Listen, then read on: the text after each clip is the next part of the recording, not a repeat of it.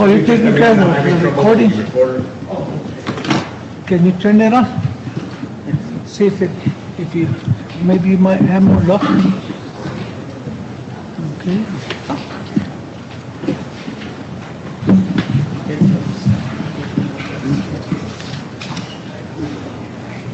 I did. Okay, sit down. We're in business, okay. Thank you. All right, good evening. Everybody, it's 2 o'clock. Good afternoon.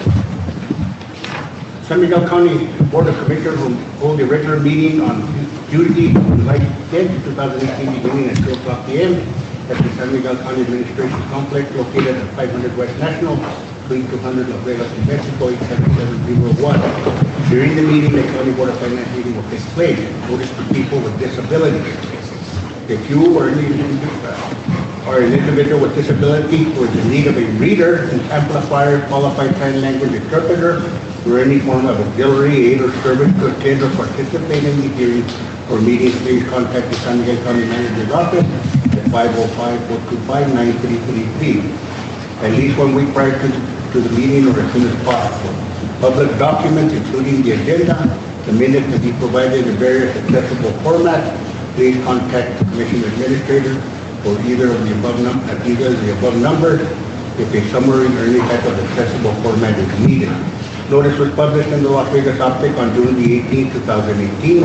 Disseminated to radio stations KFUN, KLDS, KNMX, KMGZ, KBQL, and KMDS on June 29th, 2018. This time, roll call to order. Can I have a roll call, please? Can I have a roll call, please?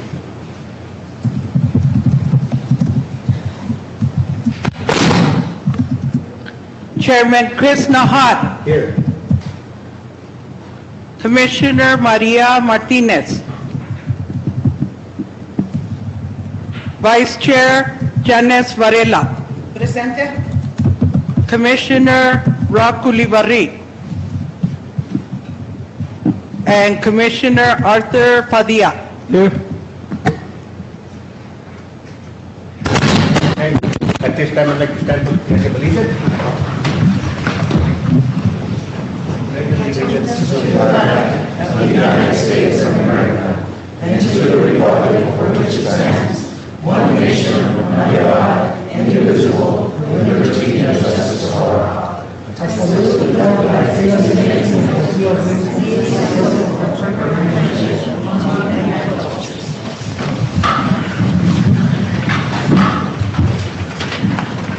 At this time, I need a motion to approve today's agenda. Before I say that, is anybody here on behalf of item number 2, the bookmobile contract with services? Anybody here on their behalf? Because Commissioner Maria Martinez was supposed to present on that item, and she is not here. She called me last night. She's in jury duty in federal court in Albuquerque, so she can't be here today. For the purposes of making sure that this is covered, at this point, I'm going to go ahead and remove the item and table it till next, if that's satisfactory with the Commissioner, till the next meeting. Having said that, I need a motion to approve today's agenda as amended. I make a motion to approve the agenda as amended today. To approve today's agenda, seconded by Commissioner Padilla. This time I ask for approval of the minutes, and we'll do all of them. June 12th, 2018 regular commission meeting, June 7th, the Canvas special meeting, June 18th, the special meeting, and June 29th, 2018 special meeting. Motion to approve those minutes. I so move, Mr. Chairman, for approval. Second. Moved by Commissioner Padilla, seconded by Commissioner Varela. All in favor? Aye. Opposed? Motion passes. Mr. Madrid, you have the introduction of new San Miguel County employees? Yes, Mr. Chair, Commissioners, thank you. Before we introduce our youth in our program, I want to share with you a little discussion that we had on our first day. And I asked all of them what they thought the most important attribute was to be successful in life, at work, whatever. And some of them said you have to have good character, you have to have good education, you have to be nice to other people, you have to be honest, you have to be hardworking. And each one of them had a different but sincere perspective. So we talked for a while, and I asked them, well, if you had to boil it down into one word, what would that word be? So I'm going to ask them to share that word with you now. What is that word? Attitude. That's one of the main reasons that they were hired, and we're grateful to have such a good group. I'm going to ask Stephanie Ledger to tell you a little bit about our program. Good afternoon. Good afternoon. I just want to tell you a little bit about the Silver Youth Program. We had a total of 45 applicants this year. So that tells you, how hard and difficult it was to choose and narrow it down to these 12 employees that we have here with us today. The program is 6 weeks long this year. We were able to hire 12 employees, and they're working Monday through Friday from 8 to 12. And they're all in different departments here at the county, and they're all going to go ahead and introduce themselves and let you know where they're working at. And we're hoping that they get, walk away with some experience in county government for these 6 weeks that they're with us. So, go ahead. Okay, I'm Miranda Montoya, and I'm working with the DWI program.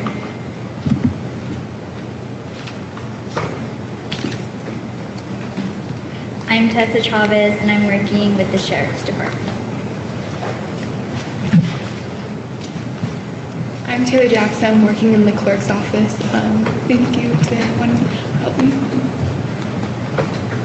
I'm Nieves Pacheco, and I'm working with the DWI office.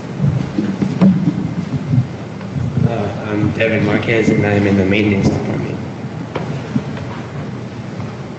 I'm Esteban Gonzalez, and I also work with maintenance. I'm Isaiah Sandoval, and I work with the county assessors. I'm Kristen Archuleta, and I'm working in the manager's office. I'm Alejandro Lovato, and I'm working with the Office of Emergency Management. My name is Isaiah Ortiz. I go to Robertson High School, and I work in IT and rural addressing. My name is Isaac Sanchez, and I work in IT and rural addressing. Thank you. Thank you, Jeff.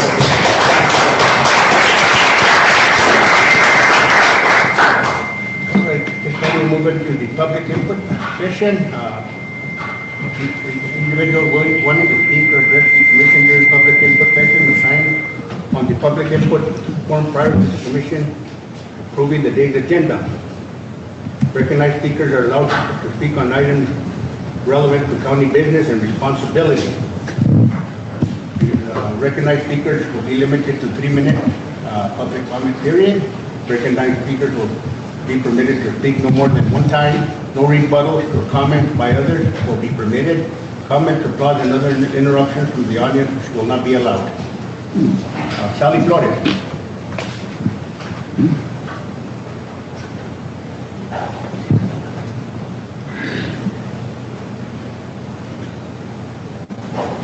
Good afternoon, everyone. Good afternoon. I chair the local emergency planning committee for San Miguel, City of Las Vegas. And our 4th annual expo is coming up on August 4th, so I'm here to invite everyone in here to attend the expo. Last year we had a give back, and we gave back 80 backpacks filled with school supply for the area children in Las Vegas. And this year our goal is to reach 100. So I'm asking the commission, each and every one of you or any entities that are in here, if you would like to donate a backpack to us, please call us. Ms. Sarah's going to pass out a flyer. There's a number at the bottom, and I'm asking please for the help for the kids in Las Vegas. And hope to see all of you guys there. So it'll be the August 4th at the Walmart parking lot from 9 to 2. It's a meet and greet your local, city, county, federal first responders. I think I have 35 entities that have signed up to be here on that day. So everybody's welcome. Come have a good time. It's all free. Thank you. Thank you very much. Linda, get the last name, Linda, ALA? Linda? What is the last name? Okay, I'll ask you to introduce yourself when you get up there.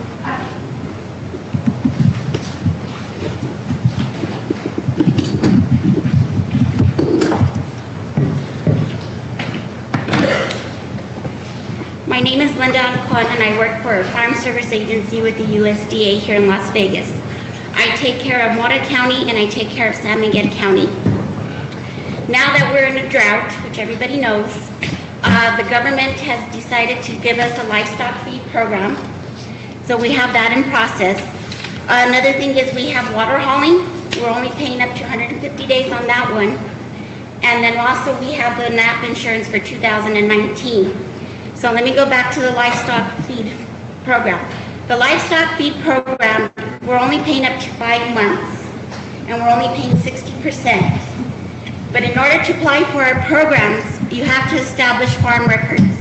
And what farm records are, is that if you have your land, a deeded land, you're going to come into the office and you're going to bring a copy of your deeds, a copy of your property taxes, because we need to be able to establish who owns the land. If you're leasing property, it's going to be the same process. It's going to be the process of who you're leasing from and the copy of the deed, because we need to make sure that whoever you're leasing from, there's an agreement that you're allowed to use that land for grazing.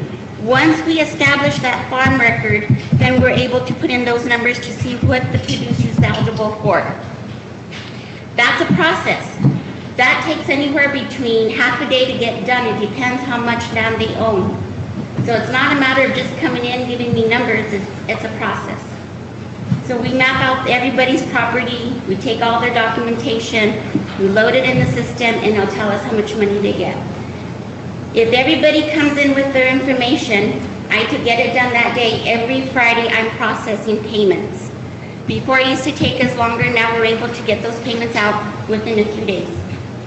If they don't bring in a lease, they don't bring in a deed, that holds up the record. So just to give you an idea on that. The livestock water hauling, any questions on that one? Just to kind of give you a little bit. Is there a minimum acreage that's required? No, everybody is eligible. Okay. You know, whether they have 10 acres or they have thousands of acres. Some people think sometimes if they have 10 acres and they have 5 cows on there, they're going to get $400. It doesn't work that way. Basically, we look at the land, we look at the carrying capacity. If you have 300 acres and you went and you put 500 cows on there, we're going to pay you on the carrying capacity of that land. So if that land only carries 10 cows on there for the year, say it's 50 acres per cow, that's what we're going to pay you on. So you could have 30 more cows on there, we're not going to pay you on those 30 more cows. You should only be carrying what you should have on that land. Do you just do cows or also horses? Horses, it depends. If horses are used to just... Like farm horses, like ranch horses? Farm horses are eligible, but depending how big of how many cows you have. So if you have 10 cows and 4 horses, then we're only going to count 2 horses. So what if you just have horses? You don't qualify? No. Okay, so... Because that's more like an enjoyment. Okay. So we're looking at cows, because that's, that's our agriculture, it feeds everybody, that's what we're looking at. So this is the water hauling program you're describing? Well, this is the livestock feed. The livestock, okay. Yeah, that's the livestock feed program. So now from there, we go to the water hauling. The water hauling, we're only helping with 150 days. So just keep in mind, if you're water hauling, you have 30 days to call me to get into my office, because if you pass the deadline for 30 days, then you're ineligible. So it's important that you call me and say, my name is so-and-so, and I'm water hauling, I need to get in there to see you. So what does this mean? Do they have water that's accessible to them, or No. money? What is it? What we're basically looking at is how many gallons does their water home, how many miles, and it's gallons, miles, and how many gallons they're taking to the tap. We're not giving them the water. We're just pretty much helping them to transport it. Reimbursing them for their cost of their transportation? Yes, that's what basically we're doing. And the documentation that you have on your desk will kind of give you more detail of everything that we have. So, for the water hauling, November 1st is the last day coming for the water hauling program. And it's only 150 days. So you gotta have it, and then you gotta have documentation. So you gotta be making sure you're writing the days, water haul, how many gallons, how many miles, and how many cows. When you go into my office, I explain all that to you. Because we also need to know where you're taking that water to. And we need to know what kind of vehicle you're using and what you're using to take that water. And what about where it's coming from? Is that a concern of yours? No, yes and no. Yes, we are, because we need to know where you're getting it from and where you're taking it to, and why are you doing it? Because I have a producer that told me, well, I don't have a livestock well, but I usually water haul to this place all the time. Well, that's ineligible, because actually that's normal for him to do that, because he's been water hauling to the place. But if they come in and they say, my livestock well went dry, the river went dry, those are eligible causes. So that producer will be eligible. And given the state of the drought, is there any place that they can get water? Because even the rivers are dry, so are they on their own? Do you guys make recommendations as to where they can find water or look? No, we're not to that point yet. If something comes down, more down that road, which hasn't gone there yet, but then there'll be livestock probably driven wells for the livestock. But that hasn't come in yet. Which is that, well, obviously, I'm going to ask you, possibly, do you have handouts, do you have documents to read? What I'm going to, because this is the public input section of the meeting, I think you belong to the presentations, you can come and we can give you a lot more time to discuss this, and if you have handouts. That's what you have on your desk. Yes. Oh, these are yours? Yes, those are mine, because it's a lot of information, and I know I'm only here for 10 minutes, but you can take this on. I thought it was from under the presentation for True Connect. Okay. Oh, these are yours? Yes, those are mine. If you have questions, call me. Also, there's a little paper that says Gov Delivery. Sign up for it. That's my newsletter that you'll get once a month. And anything that's in our office, we automatically send you something. And then just one more thing, the NAP insurance. For everybody that has grazing land, we're insuring it for 2019. So if we're in drought again, their grasses are insured. Ma'am, what we would like to do is get your information. I'll meet with the IT director so we can put this information on our website. Thank you, Mr. Porter. Okay. Thank you so much. And just to give you one more thing, I'm booked all the way to September, so as soon as they call, the better. Okay, thank you. All right, Manuel Garcia.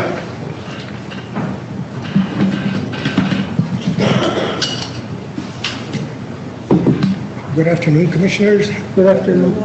Residents, today the topic is county procedures. And I've spoken on this a little bit before, and I've indicated that San Miguel County, and of course all counties, they need to follow properly and abide by the state statutes, applicable case law, San Miguel County resolutions, ordinance, and guidelines. Lack of adherence to law, ordinance, and resolutions can lead to situations like the Baker versus Community Health Systems lawsuit, USDA disqualifications, FEMA deobligations, etc. So we need to make sure that San Miguel County follows its procedures carefully. San Miguel County does well in response to IPRA requests. Eileen does well. There could be some improvement. The reason San Miguel County does well in IPRA requests is that the law is outlined meticulously in the Inspection of Public Records Act handbook published by the Attorney General of the State of New Mexico. And the Attorney General enforces the Inspection of Public Records Act. San Miguel County's resolutions, ordinance, procedures, and guidelines are not so meticulously written. That needs to improve. San Miguel County enforces its ordinance, resolutions, guidelines, etc. against the residents and stuff. But there's not so much enforcement as far as staff breaking the rules. And I submit to you, this is my opinion, that road matters such as road petitions, vacations, abandonments are not quasi-judicial matters, but are legislative matters, and there's plenty of case law to prove that you have some attachments. Some of the commissioner's duties are ministerial, such as processing petitions. It is highly improper for any staff or attorney to attempt to block or obstruct a petition or other matter. Only the department manager, supervisor where the petition was filed can handle and process a petition but cannot discuss with other staff. Petitions must be allowed and have to be heard in an open meeting of the San Miguel County Commission. Any ex parte communications can be cured by noting those at the start of the hearing. Staff must not make false representations to the public, to the commission, or to the county attorneys or to individuals. It is evident that staff needs more training in particular areas. Thank you very much. Right, thank you, Mr. Mayor. Under new business, presentations. Manny Martinez, Tijuana Chamber of Commerce. Manny Martinez. Not present. Second presentation. Northeastern Regional Crisis and Treatment Center, Presenter Chief Lopez, Yolanda Cruz, Desiree Martinez, and Dr. Rocky Gomez.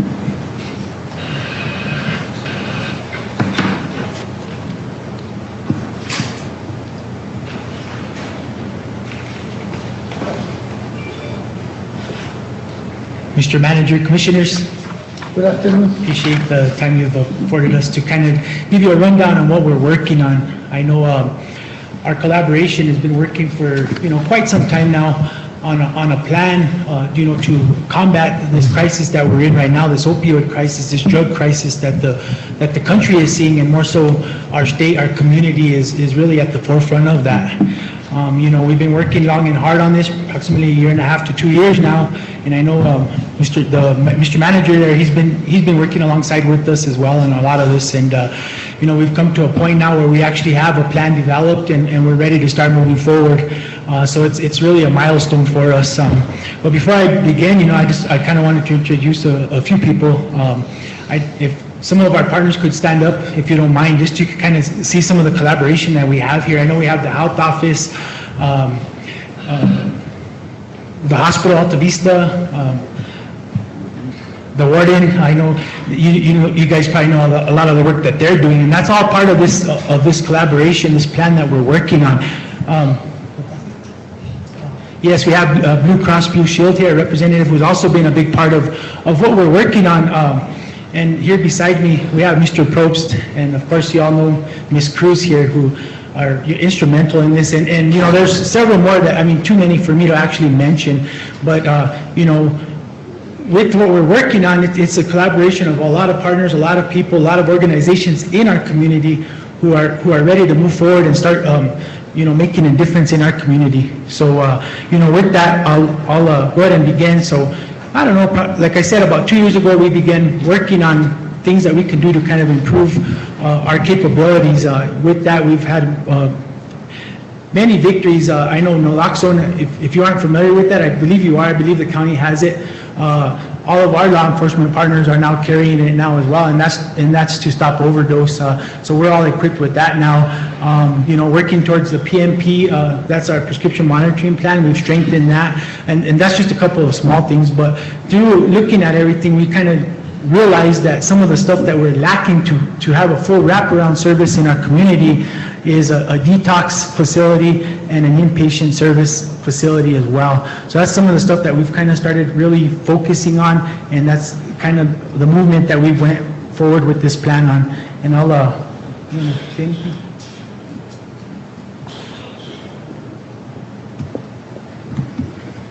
Commissioners, thank you for your time. So yes, a collaborative effort in this community, something beautiful, so many partners participating, as Stephen Salas says, to overcome this giant enemy that we have of this opioid crisis, which has killed more people than the Vietnam War now in our country. It'll take a death by 1,000 cuts, and so many of those cuts coming from this community are in place. But as we put everything on the table, the big piece missing, and not only for our local community, but for the entire state and for the entire country, is inpatient treatment.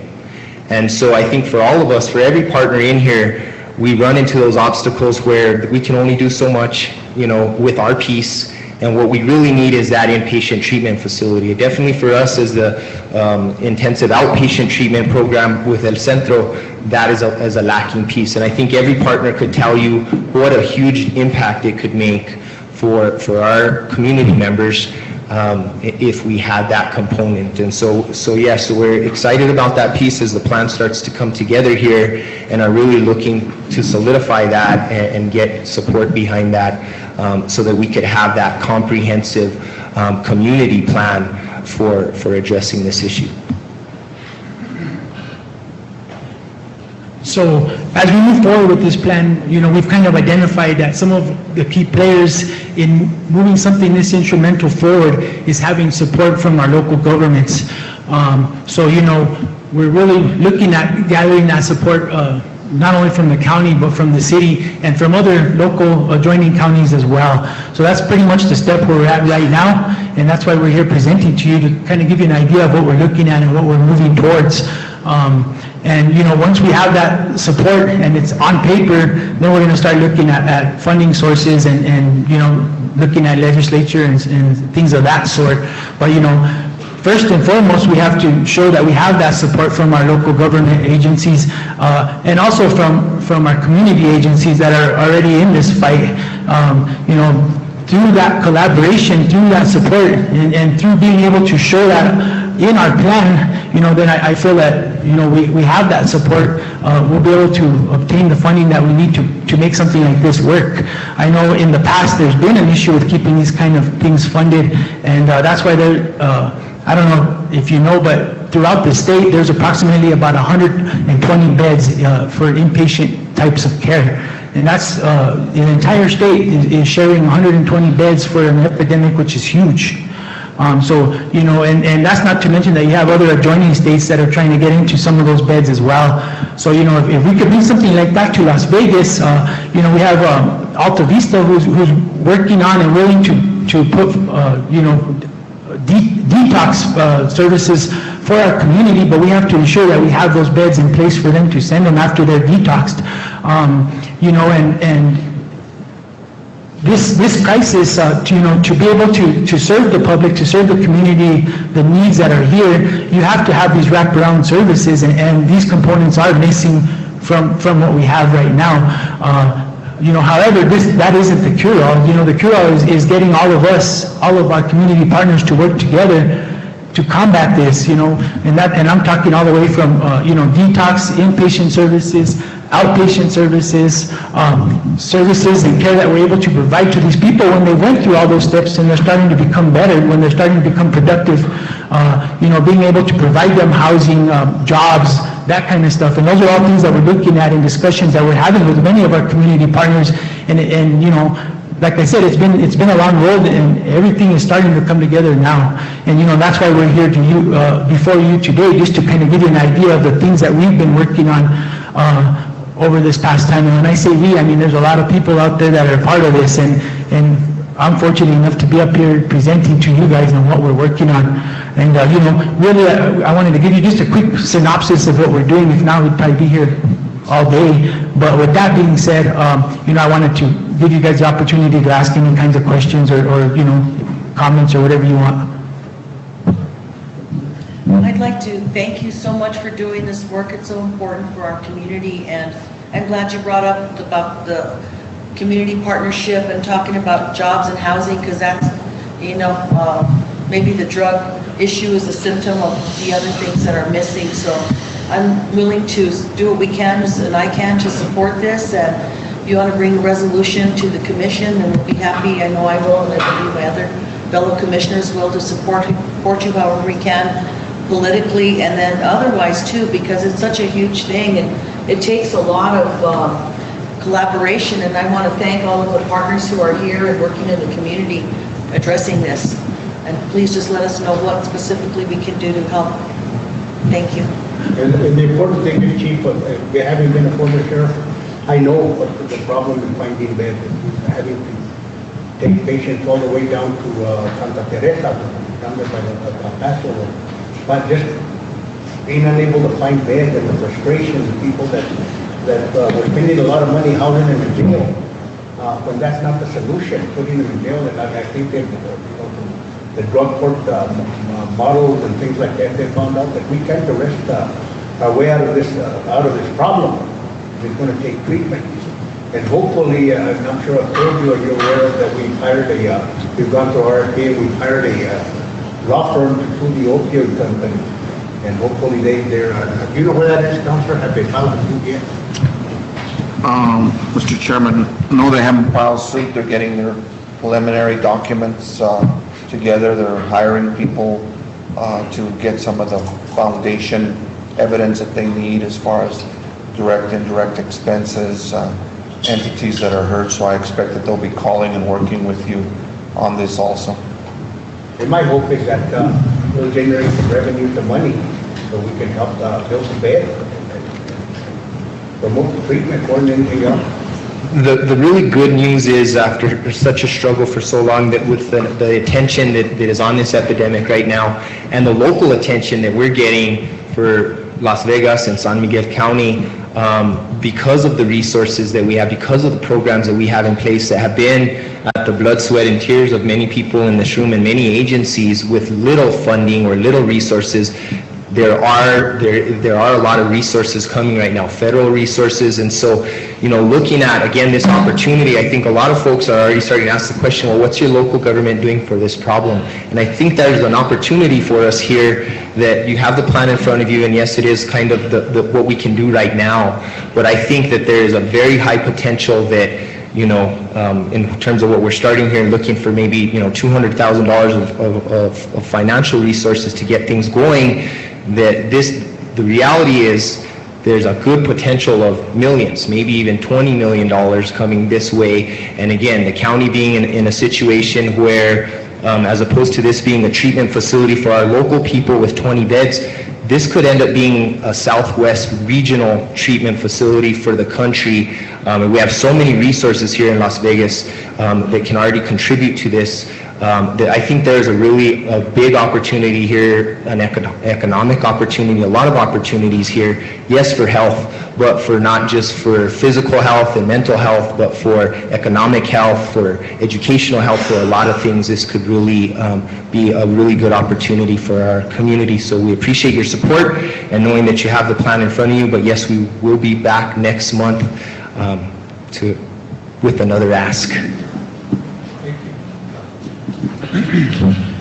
And I know, Mr. Salas over there is the first to say it, but, to combat something as huge as this, it's, death by 1,000 cuts.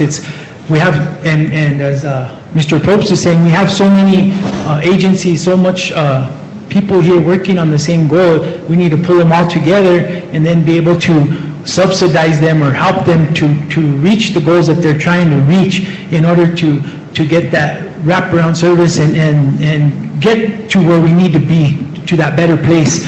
And Mr. Nahara, as you said, for the law enforcement perspective of things is, arresting them and putting them in jail, it's not working. It's not working. We have to find other ways in order to help our gente, help our people out. And honestly, from what I've learned in the time that I've been working on this, I think it's very important and something that's in dire need in our community and in New Mexico as a whole. Thank you. Thank you. Thank you very much. Comments, questions? I have one more question. You mentioned a plan. Are you working on that plan that you can share with us, or is that in the? Yes, and what we'll do is we'll get you a copy. I wasn't too sure if you had got it or not, but we'll make sure. Okay, thank you. You should have received a copy electronically. If not, we'll email it out. We've had, again, this is a community project, community collaboration, so we've had additional input, and we'll be doing the final revision, so we can get you what we have now if you don't have it already. And then it should be in your packet. And then we'll also get you the finalized copy. But that's why we wanted to come now, at least to give you guys a heads up. I know that the chief and other partners have been really good about reaching out to many of our community leaders. And this is an opportunity for us to address you as a whole with the county commission and kind of let you know a little bit. We didn't present on the whole plan because that's too much information. But actually, anybody in the community who'd like a copy of that, we're, want to be transparent, willing to share, have input. And then, as Matt mentioned, we are looking for a commitment, financial, most likely, and we will be back next month with that ask. And again, anything that, any input from anybody that would help strengthen the plan and have it really something that we want to make sure that it's realistic, but that it also meets the goals of the community. Thank you, Yolanda. Thank you very much. Appreciate it. Thank you. Thank you. Next, we have a presentation, True Connect, the Loan Benefit Program, Susan May.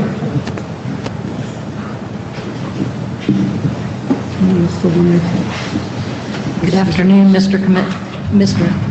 Chair and Commissioners. I'm Susan Mays, Communications Director for New Mexico Counties. New Mexico Counties and True Connect have formed a partnership. It's for an employee voluntary loan benefit program. It was brought to our board of directors last fall and approved and endorsed by the board. I wanted to recognize Commissioner Varela because she is the board member for San Miguel County, representing your county on our board. This program is designed for employees who have poor credit or no credit or very little credit, so they can secure small loans when an emergency arises. They're offered in $500 increments between $1,000 and $3,000. There's no risk and no cost to the county at all. The lender takes on all the liability. You want to know about the interest rate, because that's always top of mind. What is this going to cost for the employee? 24.99% is the APR interest rate. That comes out to about $1.20 per month per $100 that are borrowed. And so to give you an example of what that really means, because you're going, wow, that sounds high, because I can get a credit card at 10% or less, or I can go down the street and get a loan at a lower interest rate.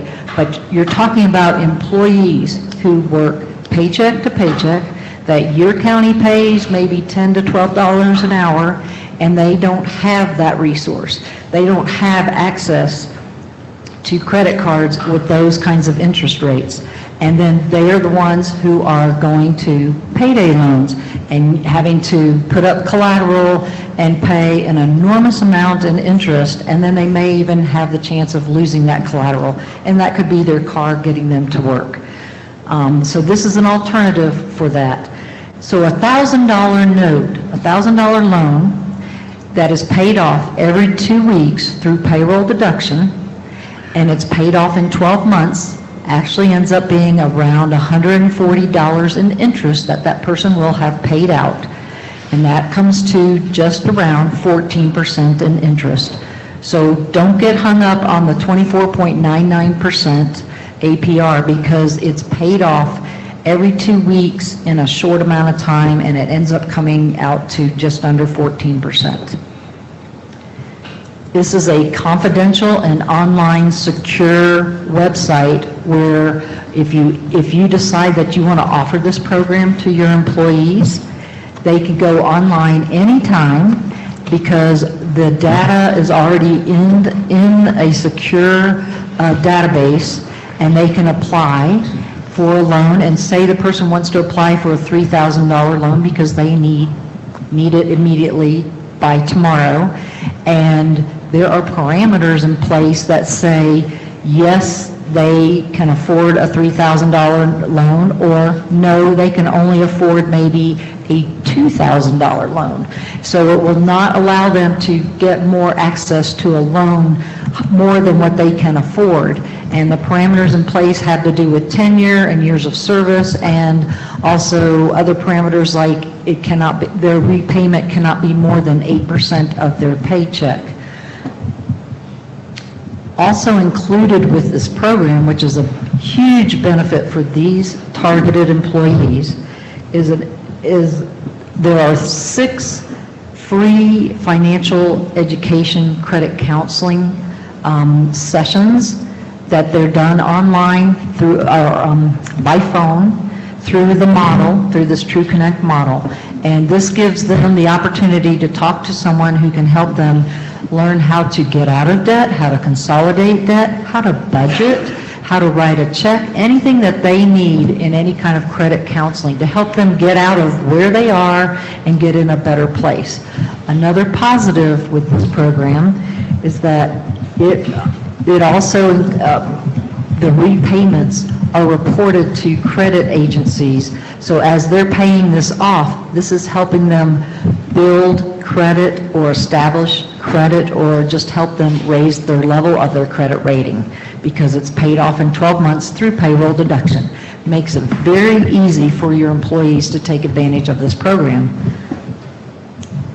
This program works in conjunction with a bank out of Minnesota, but we have negotiated with Guadalupe Credit Union, who will service the San Miguel County area. There are 6 counties that they will cover.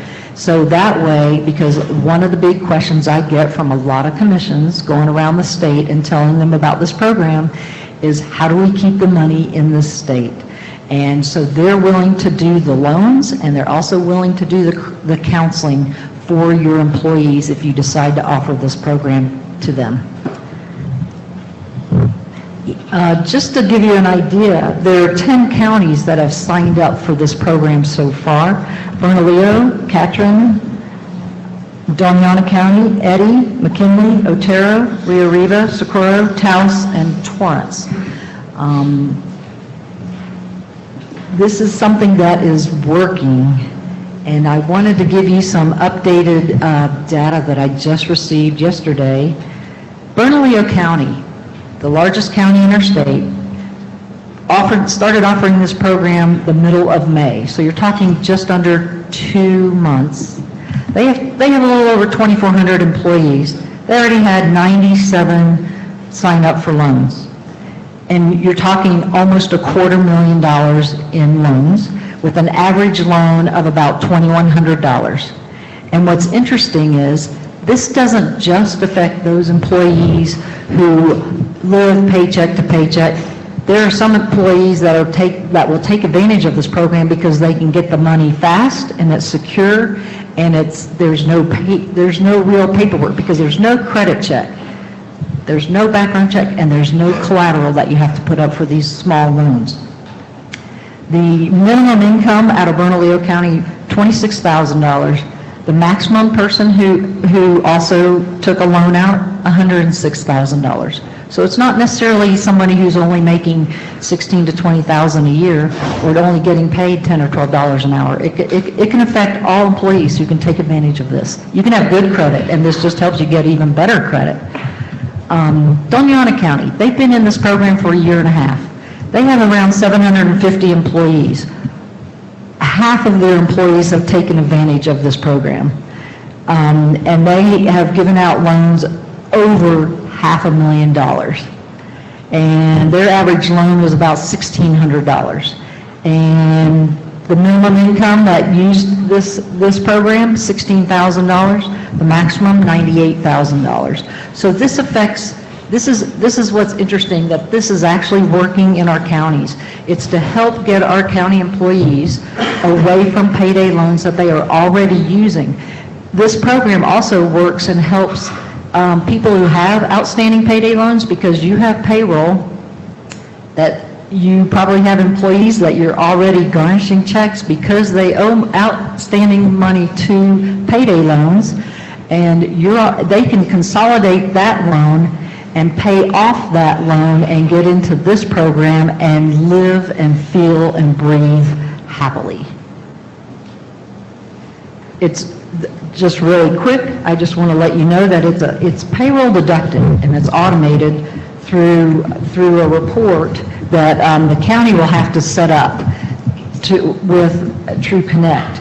The deductions are aggregated and paid either as an ACH or a check to the lender. So it makes it real easy. It's one more deduction that you add, that your payroll person adds to the payroll deduction. And then they work like any other employee benefit. So the loan amount is the same each paycheck. So once someone applies for a loan and they get approved, the money is put into their account immediately, within 24 hours, and then it's reported to your payroll so they can start making that payroll deduction for 12 months. The employee, a big question that I get from commissioners is, what happens when an employee leaves the county and they have an outstanding loan? Well, the employee is responsible for this loan. The county doesn't have anything to do with it. The employee can work out, they have several options that they can work out with the lender. They can work direct with the lender, how they want to make the payments. They can have part of their last check, some of that going towards the balance of that loan, or they can make all those arrangements with the lender. But there is a state statute limit that says no more than a certain amount, like 25%, cannot be taken out of their paycheck. Like they have to have at least 25% left in their last paycheck. So the county signs a 2-page agreement, very simple. It's been vetted through many of the county attorneys, and with 10 counties signed up so far. I'm also on agendas going forward. I've been on your agenda today. I'm on Valencia County's agenda for August 1st. And then we're also talking to a few other counties about where they want to go with this program. You do have a handout. I wanted you to know that there are frequently asked questions, and these might be some of the questions that you have. It's just a little 2-pager, has about 12 things on there in case you have any additional questions. And I hope that you will consider offering this program to your county employees. It's a very good benefit that you can offer to county employees, and it's an opportunity for them to establish better credit and also be happier and more productive employees. And I stand for any questions. Thank you. Yes, I'd like to thank you, Susan, for coming to our county commission meeting today and for bringing this program. In 2016, I did some work on predatory lending for the Southwest Organization for Financial Responsibility on payday loans, and I found that at the time there were 15 payday lenders in Las Vegas with our population of 15,000. A lot of people were using that, and when at the county commission meeting, at the association meeting, talked about it, people were appalled at this 24%. But what I found out in doing that research and that work was they're in the hundreds of percent on those payday loans, and sometimes even 1,000. So this is really a good deal, and I encourage you to look at that payroll. So I just have a question, and I think you've touched on it. So is there any added work for our county HR or payroll department with this program, or is it pretty simple?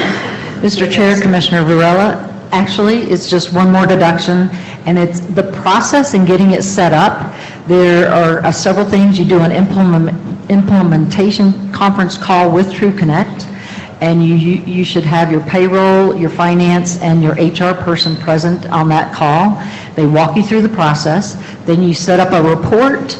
You do an ACH, they make sure you do a test, it goes back and forth, and you have to put in your eligibility for your employees, and then done. So there's like 4 things that you do, and then you're ready to roll.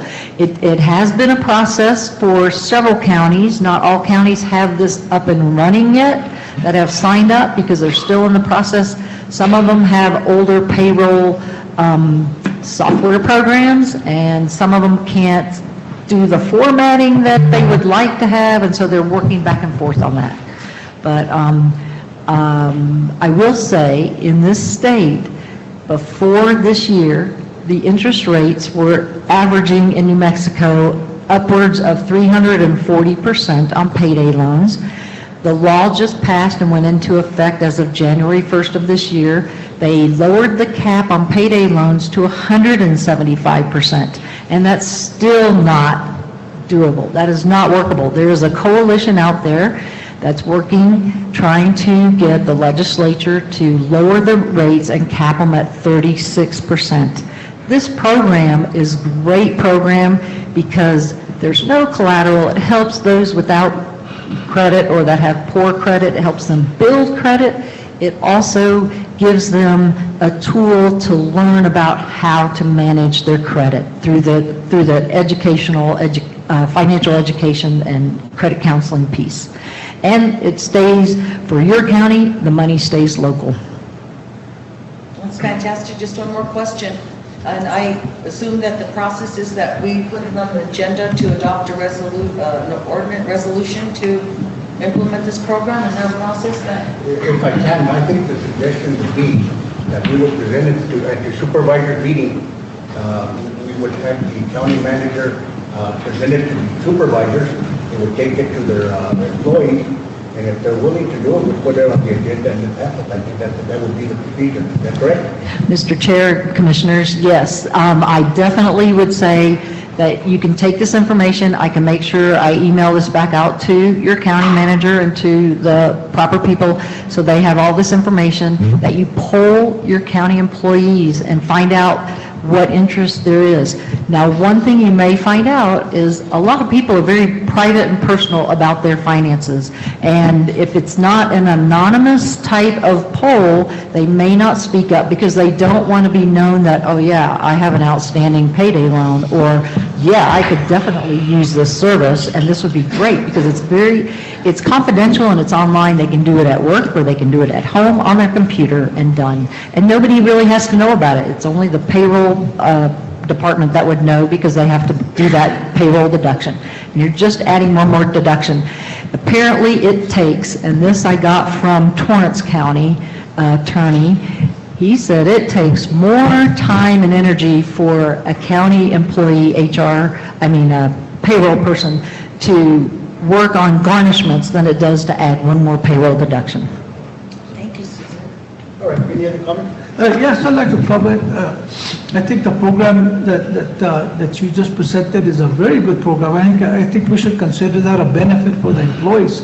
Nobody's obligated to get a loan, but I know how important it is when you do need the money for a broken down stove or refrigerator, air condition, and you don't have credit at any stores or anything to get that money to keep going, So I've been there and I know how hard it is when you don't have established credit.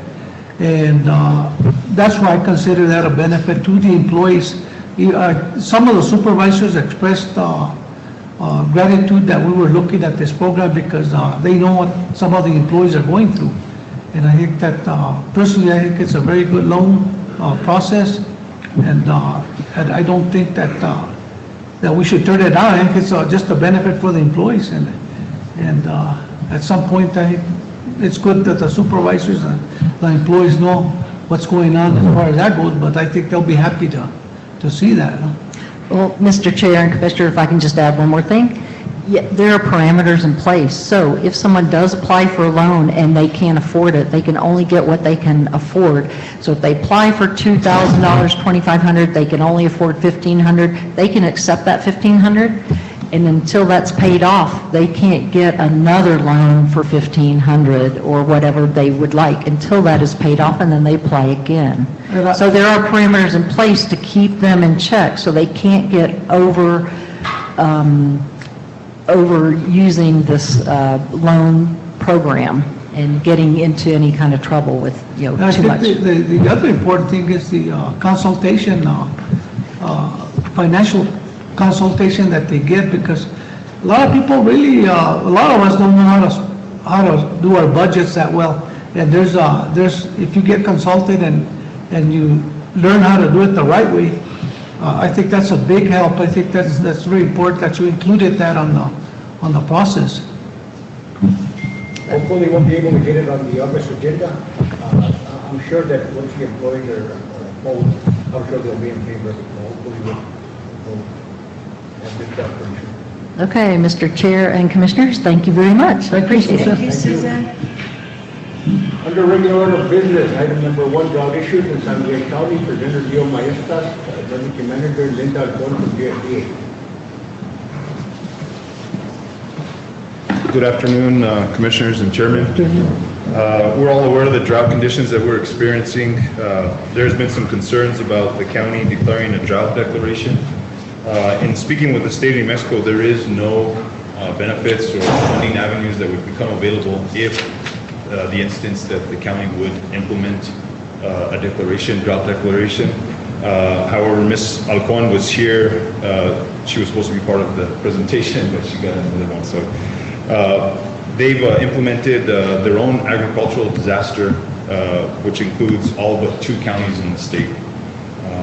She was adamant about having citizens come in and sign up for the program.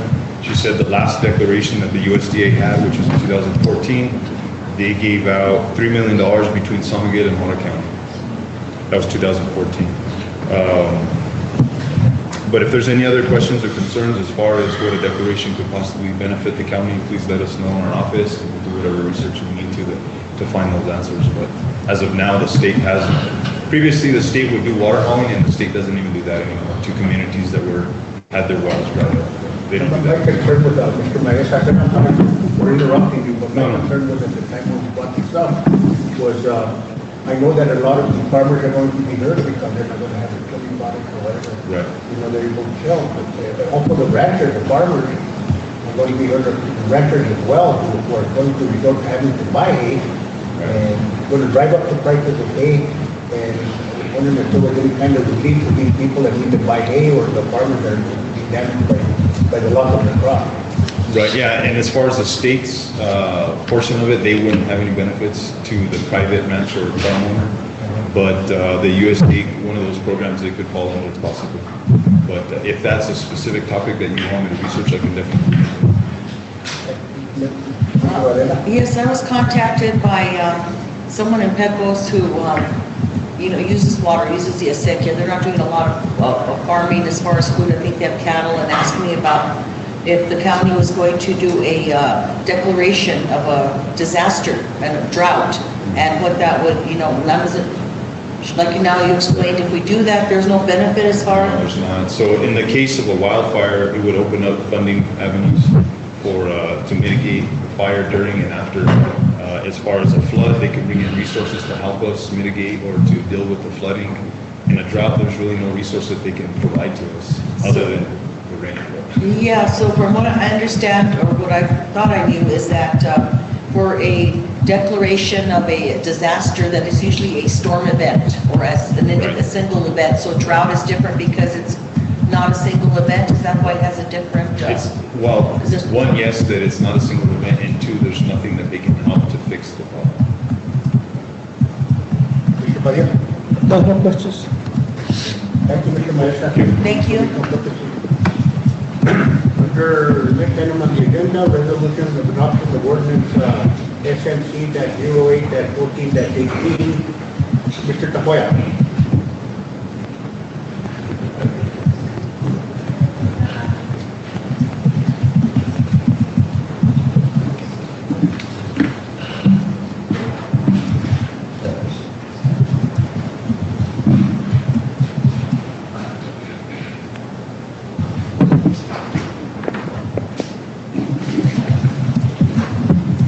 Good afternoon. This item is resolution proposing the adoption of ordinance number SMC-08-14-18. Back in 2008, the county applied for and received funding from USDA Rural Business Enterprise Grant Fund, RBAG, to construct a building that we called a spec building at the time, to be used for a small and emerging business. The county received a $500,000 RBAG grant, which was the maximum amount that could be applied for. The county certified compliance with the USDA letter of conditions and letter of intent to meet the conditions with a federal grant. The grant agreement is called a letter of conditions and letter of intent to meet conditions. And these letters of conditions list the different requirements that the county has to comply with. So when the building was completed and constructed at the county's Wood Business Park property, the county executed various lease and project participation agreements in regard to the lease and management of the county property and the USDA funded building. So now we're in 2018, and what has happened is USDA has conducted or is conducting a servicing, grant servicing function to, they're reviewing the servicing actions, of the different recipients who receive the Rural Business Enterprise grants, and San Miguel County is one of them. So we were advised by, so then we had, in part of the review, we had to provide various documents to USDA at their request. Some documents we have and other documents we don't have. USDA has advised us by letter dated June 20th that the lease agreements in regard to the USDA funded building, which is currently occupied, the project participation agreements, the primary lease, the subleases are not in compliance with the appropriate USDA regulations. And we, the county, have been given a list of servicing actions that the county needs to address by August 31st of this year. They've indicated that a compliance review and property site visit will be conducted not later than August 31st of this year. If we do not meet the servicing actions required, then the USDA is going to determine if the county is out of compliance or has complied. And if we're still out of compliance, the USDA will provide corrective actions for the county to meet and adhere to. Those corrective actions could be anything ranging from not being eligible to apply for USDA funding for a period of time. This is federal funding, and I would point out that the county receives federal funding for from different sources for different functions that the county does, not just USDA. We could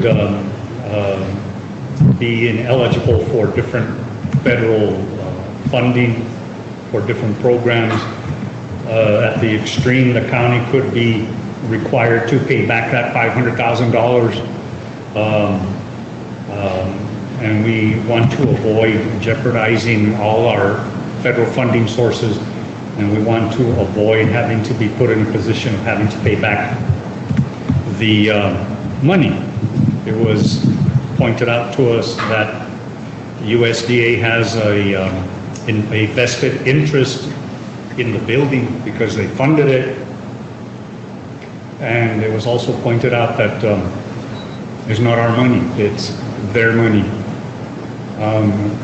We had a very polite conversation with USDA representatives over a telephone conference call, but they're very firm in their requirements. So what we're asking the Board of County Commissioners to do so that we can address these issues that need to be taken care of, and we have a short period of time to do that, is we're asking the Board of County Commissioners to approve and adopt Resolution number SMC-07-10, 10-18. And that resolution proposes adoption of a proposed ordinance number SMC-08-14-18, which we would bring back to the August County Commission meeting. And the ordinance proposes to terminate various agreements that are in place, and for the purpose of, so that we can come back and revise, redo the agreements with USDA approval. All these agreements were not approved by USDA, and that's one of the problems. But we're proposing to terminate the primary lease, which was entered into by and between San Miguel County and the Economic Development Corporation. That primary lease was not approved by USDA, and the lease is in violation of the USDA regulation RD instruction 1942-G. We're asked, the ordinance would propose terminating the project participation agreement entered into by and between San Miguel County, the EDC, and the current tenant Old Wood. The lease agreement provides for what's called a pass-through situation, which is not allowed under USDA regulation 1942.306A3. And a pass-through situation is where the rent consideration is not paid to the recipient of the USDA grant. In this case, the recipient was the county. The rent consideration is being paid to another party, in this case, the EDC. And the way it works is the rent consideration must be paid to San Miguel County, and then that money is supposed to be used for purposes allowed under the USDA regulations. We were asked to provide a copy of the finance department's general ledger that indicates the amount of rent consideration being paid, and documentation that indicates what that rent consideration is being used for. And we're unable to do that because the rent consideration is not coming to San Miguel County. The ordinance also proposes the termination of the sublease agreement between EDC and Old Wood LLC. That lease agreement is in violation of USDA regulation 1942.306A3, and it allows for again, a pass-through agreement because the lease payments are not forwarded to San Miguel County, and that's forcing San Miguel County out of compliance with the original grant award terms, and it compromises future opportunities for federal funding through USDA, rural development, or other federal agencies. Each of these agreements have termination clauses whereby the county can terminate the agreements at any time. So we would ask approval of this resolution, which then requires the county manager to do all things necessary and proper for the adoption of the proposed ordinance, which includes publishing the proposed ordinance in a notice of adoption in the local newspaper, and then presenting the proposed ordinance at a public hearing. And we would want to do that at the August County Commission meeting. In the meantime, the county manager's directed staff to start preparing lease agreements between the county and Old Wood. Old Wood is a good tenant. They're providing economic opportunity to a lot of individuals within San Miguel County, and we want to do what we can and what's necessary to keep them there. Um, So that's pretty much it in a nutshell. We'll start developing a lease agreement. He's given us a deadline next week to have a draft lease agreement ready for the county attorney to review, for Old Wood to review, and we'll also have to run that by the USDA to make sure the appropriate requirements are included. So we're not, Old Wood is still going to remain there, right? Yes. Okay, then I'm glad because I'm familiar with what they do and they employ Yes. a lot of people. And we certainly want to keep them there. We don't want to harm them. What we're going to do is probably just change the landlord, right? Basically.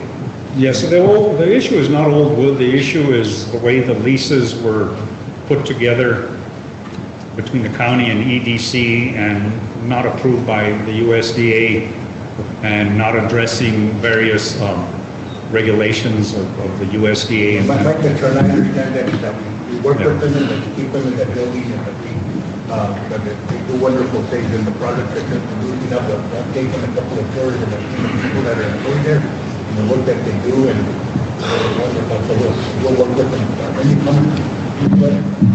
Yeah, I'm glad you're working to remedy and do what they need you to do to comply with the grants so we don't lose the money. And I'm with the chairman in accommodating Old Wood. Are there other entities under EDC or the EDC itself that is at risk here of being kicked out of this? No, this only pertains to the building that was funded by USDA. Just the building, okay. Commissioner Padilla? No questions, I agree on that totally. I make a motion that we approve this resolution. I second that motion. Motion by Commissioner Varela, approve the resolution, seconded by Commissioner Padilla. All in favor? Aye. All opposed? Motion carried. Thank you. Under item number 4, application CU-0252, vertical bridge for the Pueblo Fire Department agreement. Commissioner, who is that? Alex. Commissioner Capaya. This is an application submitted by Comscapes LLC for a project called Vertical Bridge at Pueblo Fire Department. What it is an application for conditional use permit to construct and operate a 190 to 195 foot lattice communications tower on the Pueblo Fire Department. My battery just went dead, so if you give me a second to change it because I won't be able to hear all those hard questions you're going to ask me.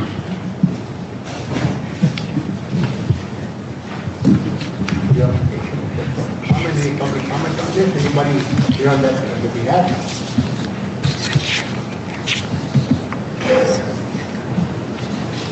Motion to approve. Okay. Application CU-0252. This is a bit of a unique application because the project site is the Pueblo Volunteer Fire Department, which happens to be county property. The county's Planning and Zoning Commission heard the application and is recommending approval of the application subject to lease agreement approval and completion of the fair market value appraisal. What we're asking, first of all, in regard to the lease agreement, we have had the New Mexico Board of Finance review a draft lease agreement, and they made some suggested recommendations. And when they suggest recommendations, that means you have to put them in the agreement. So we've done that. Our county attorney has reviewed the lease agreement. He made some suggested recommendations as well. We also ran it by Todd Dosh, Comscapes LLC, and he made some suggested recommendations, and I think we've managed to come up with a lease agreement that'll work for everybody. The rent consideration that needs to be included in the rent portion of the lease agreement has to be based on a fair market value appraisal, and that appraisal is being put together now by an appraiser out of Taos. who should have that document to us probably by the end of the week. And so we were not able to present the fair market value appraisal document to you for review and approval. So we're asking for three things, of course, to review the application. Second thing is to accept public comment on the application. And then the third thing is we're asking for you to grant approval of the application subject to Board of County Commission and New Mexico Board of Finance approval of the property lease and fair market value appraisal. We would bring because we're trying to work with Comscapes LLC to keep them as a tenant there at the Pueblo Volunteer Fire Department. That tower will provide service to a large area within the valley. We don't know what the rent consideration will be, but it'll provide a little bit of revenue to the county. And it's a plus for everyone. It allows Comscapes LLC to provide service that is needed. So we're asking for the Board of County Commissioners to grant approval of the application, which is subject to Board of County Commission and New Mexico Board of Finance approval of the property lease and of the fair market value appraisal. And those two documents we would bring back for review and approval at the August meeting, and then we have to submit those documents to Property Tax Division in Santa Fe and to the Board of Finance for their approval as well. So we want to be ready to do that because both of those documents need a resolution of approval from the County Commission before we can put it on the Board of Finance for consideration. So at this time, you're asking for approval for the preliminary application? Yes, a public hearing first, because there may be someone who wants to comment on the application. We advertise this as a public hearing. We notify adjoining property owners so that they can have an opportunity to comment. And then, yes, we're asking. So we're going to open up a public, yeah, we're going to open up a public hearing.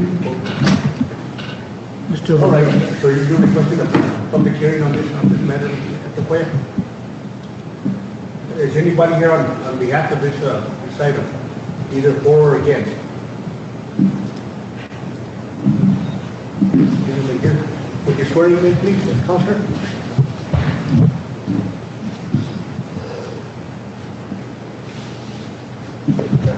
Good afternoon. Please raise your right hand and repeat after me. I state your name. I, Todd Doust, Do swear to tell the truth do swear to tell the truth in my presentation to the commissioners tonight. in my presentation to the commissioners tonight. If you would please state your name and before you address the commission. Of course, please. Chairman and Commissioners, my name is Todd Doust. I'm with Comscapes LLC. I'm here on behalf of Vertical Bridge, AT&T, the Pueblo Volunteer Fire Department, and the San Miguel County Fire Department. I'm the applicant for the representative for those applicants I just listed for the proposed conditional use permit before you this afternoon. I'd like to first thank staff for all their help in putting together a very complex project, and Mr. Tapoya is right. It's not typical. It's somewhat out of the ordinary. But when you look at the merits of the site and the merits of the proposal, I hope you'll agree with me that it's very worthwhile. First and foremost, this will provide a need to the fire department in an area that is in dire need of public safety, first responder communications. So, in looking to develop a site in the area, obviously looking to address the needs. So, from a public safety perspective, that need certainly exists. From AT&T's perspective, was also proposed as a tenant on this site. Their successor to Plateau Communications. This is also going to address a gap in their service. As far as site selection is concerned, the fire station is located up on a bluff and enjoys predominant views of the valley, and that is the reason that from a technical perspective the site works very, very well for us. In working with Chief Garcia, and I want to thank him for being here today, our lease discussions have been such that we can structure the lease in a way so long as the fair market rental value or at least the rent that I proposed to them is affirmed by the appraisal that is due by the end of the week. Part of the rent structure would go, at least the first portion of it, would go to some equipment that would be placed on the tower for the district's immediate use. So there's repeater equipment, an antenna, an emergency power source that would be installed at the fire station so that when the tower is installed, they would enjoy that communications benefit right away. So it want to address the needs of the valley and of the first responders because it is a dire need, and speaking with them and some of the others who work at the station. That's really all I wanted to bring to your attention, and I'd like to set aside the rest of the time to address any questions you may have regarding the proposal. Question, Commissioner Reyes? Will this improve cell phone service for the residents as well, besides the fire department? Is this also for cell communications? I'm not sure if I Chairman, understand. Yes, it is. It is for AT&T right now. I'm unaware of any other applicants that want to deploy in the tower, but Vertical Bridge is a company that provides network infrastructure for all wireless carriers, whether it's public safety, commercial mobile broadband, or cell carriers.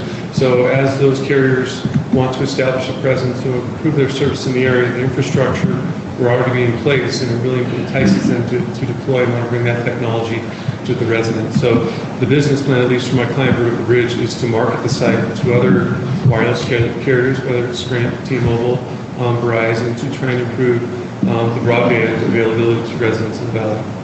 Great, and is there an economic benefit to I see the benefit of having the improved communications for the community, but with these other carriers, if they come in, do they pay tax or their money that they would contribute to the county to use this tower, this bridge? At this point, there is no provision in the lease agreement with the county to have sublease revenue from other carriers be passed on to the county. What the county is going to enjoy from the lease agreement is free tower space for the term of the agreement. So should other public safety agencies want to deploy additional equipment on the tower, they'll be able to do so at no cost whatsoever. So there's an opportunity for the county to improve its communications network at no additional cost, at least from a revenue perspective. So you said this is also broadband, will provide broadband service too? It will improve mobile broadband service, yes. Thank you so much. Mr. Chairman.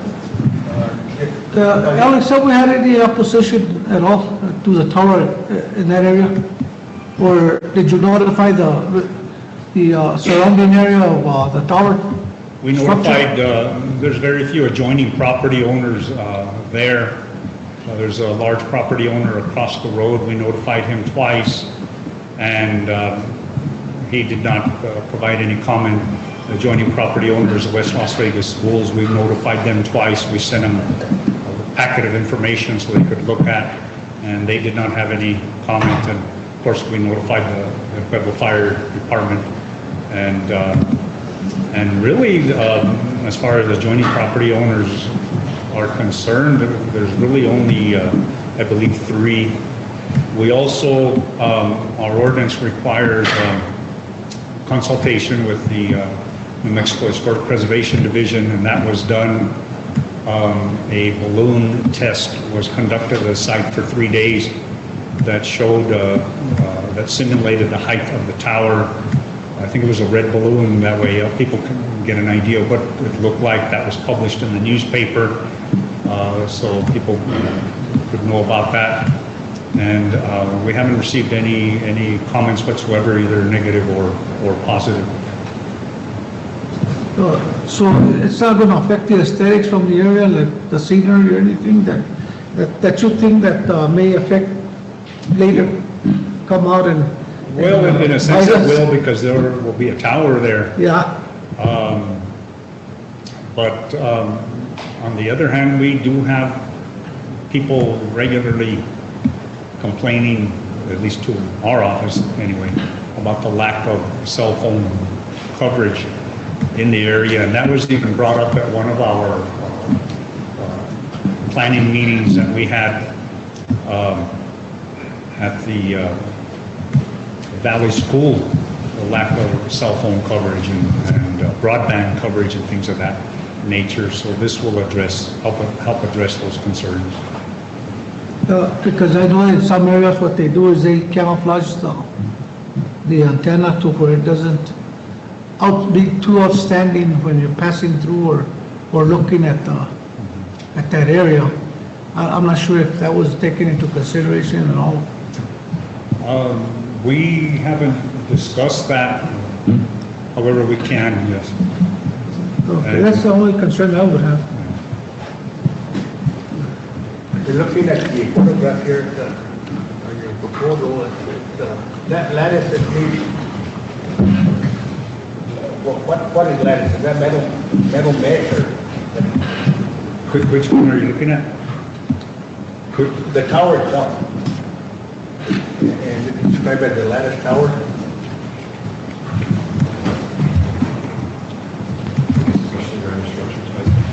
It is a metal tower? It is. It's a freestanding tower structure. It's reinforced galvanized metal, or galvanized steel. It's not guide. It's three-legged self-supporting. Okay, one more question is, what distance of reception are we having at the proposed antenna? What's the distance of communications from the set point? So the proposed site will propagate in general directions north and south throughout the valley. You'll probably see 8 miles probably north through the valley, and to the south probably 6, maybe a little more. Its propagation or its coverage characteristics. Is that a radius or just a straight shot? That's straight shot north-south right now because you have canyons to the east and to the west that are going to impact some of the signal propagation or the coverage capability of the signal. So there was no signal reception before this? There is very poor signal reception in the valley. The closest tower, there are 2 towers, or the closest tower is what's called a cow site. It's a temporary site that's located down along the river. It's the Plateau Central Office site. And AT&T, when they acquired Plateau, had a small temporary cell site down at the base near the river. That site cannot be utilized as a permanent cell site because of the cultural significance of the area. There are artifacts and other culturally significant items located there that preclude it from becoming a permanent tower site. That said, the proposed site is a much better site because of its natural elevation, its natural topography. The only other towers in the area are towers that are located along Interstate 40 at the extreme north end of the valley, and they are north and east of the valley. They don't cover into the valley because they're blocked by the mountain terrain. What about the safety? If it were to go down, is there any structures that or around that area that the antenna itself could damage or cause or injuries? Every effort is taken to design the site so as to avoid a catastrophic tower failure. So it will abide by all of your building codes in designing the site, and it will be over-designed, and it's over-designed by nature because we're anticipating additional tenants to come on board. So we are literally over-designing the site for wireless carriers, for similar carriers to what AT&T is proposing to put on the tower, in addition to what the El Pueblo Volunteer Fire Station will be putting on the tower. So it will be very, very much over-engineered. With respect to your question about buildings that might be damaged in the area, the closest building to the proposed tower site is the fire station itself. And I think at most it would impact the garages where the engines are stored. And there are no other structures in the area that would be impacted in the event of failure. Okay, that's about the only question I had, Chairman. Anybody else speaking on behalf or opposed to this today?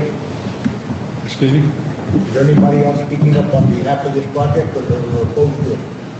I'm sorry. Is anybody else here in the audience okay, at this time, what is your intent? So we would ask either to approve it or deny it, I suppose. Subject to the conditions that I mentioned. There's nobody else here to testify on this that concludes this public hearing. At this time, I need a motion. Motion to approve. To approve I'll second the motion. Just for the record, let me get back to the item.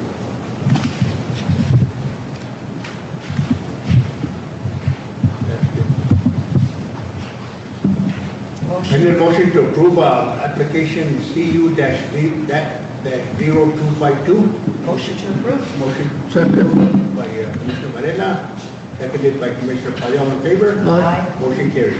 Thank you. Under item number 5, proposed ICIP 2020-2024, informational purposes, I believe. Mr. Tapuera. What we're doing is we're working to prepare the county's infrastructure capital improvements plan for 2020 to 2024.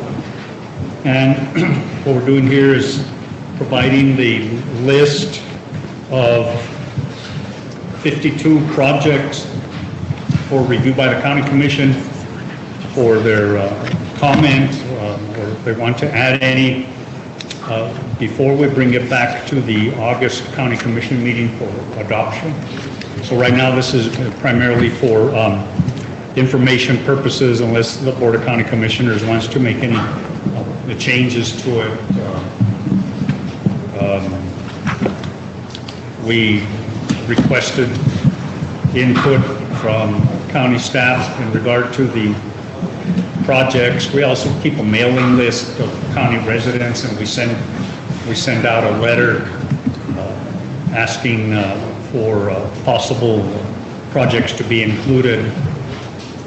We received a letter from the Tri-County Family Justice Center, a letter from the Las Despensas Neighborhood Association, and also a letter from the Pueblo,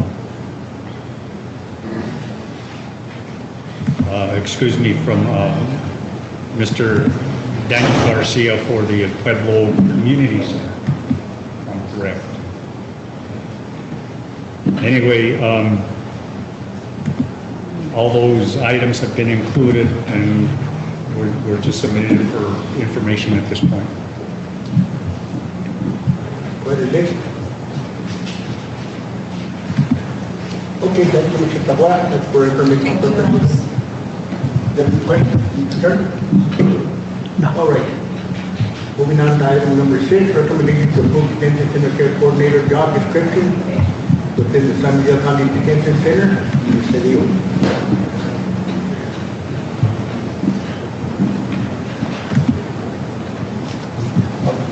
Oh, we're done? Yeah. Okay. Thank you. Unless you have anything else. Unless you want to set up camp. I should have known something was up when you gave me that load.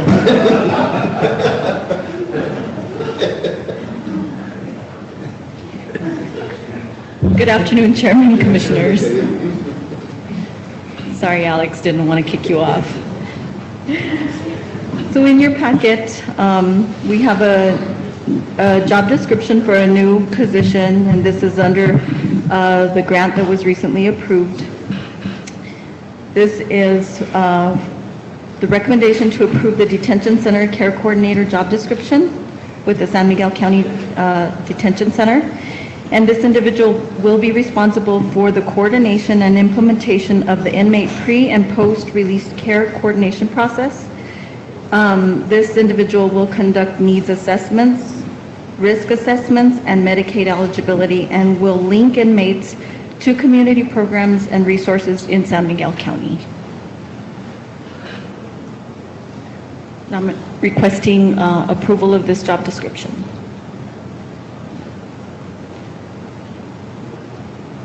This is a new position within the detention center. Yes, it is a new position. It is funded under the recently acquired grant. Okay, we need a motion to approve. Motion to approve. Motion to approve by Commissioner Varela. Second. Second by Commissioner Padilla. All in favor? Aye. Motion carried.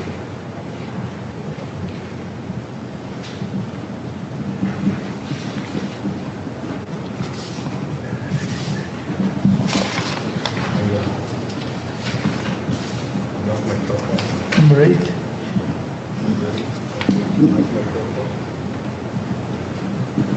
Agenda item number 7, personal changes.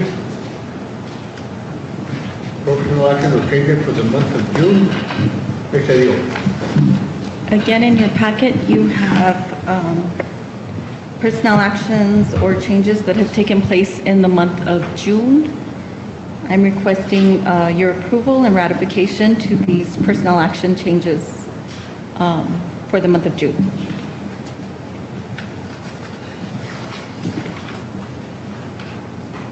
Motion to approve personal action or changes. Yes, for so the month moved, of Mr. June. Chairman. Motion by Mr. Padilla, second. Second. Second by Mr. Varela, all in favor? Aye. Motion carried. Thank you. Under item number 8, ratification of insurance for the San Miguel County volunteer firefighter, Chief Duran. Good afternoon, Chairman and Commissioners. We recently advertised for insurance for our volunteer firefighters. We advertised in the Las Vegas Daily Optic and as well as the Albuquerque Journal. We did receive one bid in the amount of $40,756, and this is to cover all the volunteer firefighters for the 12 districts in San Miguel County. So I'm asking for ratification for this award and for the fiscal year 2018-19. Motion to approve. Is that a different amount from the one we had before, or is it the same? It's the same amount that we had this previous year. Same provider, is that right? Same provider as well. Motion to approve, Mr. Chairman. Motion to approve by Commissioner Padilla, second. Second. Commissioner Varela, all in favor? Aye. Motion carried. Thank you. Under item number 9, resolution number 07-10-18-RE01, addition to Sunfire Road. Chairman, Commissioners, Dr. Martinez.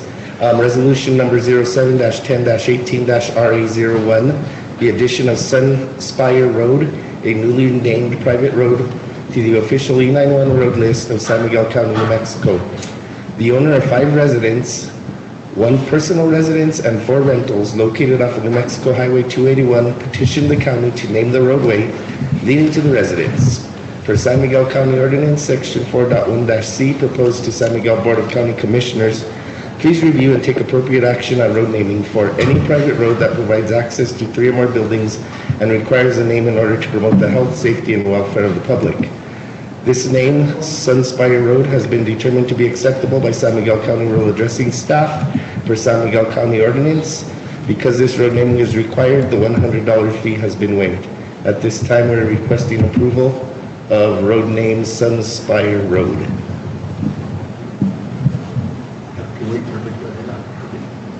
We're the majority, me and you. Motion to approve. Motion to approve by Commissioner Padilla, seconded by Chair Nahar, all in favor? Aye. Motion carried. Thank you.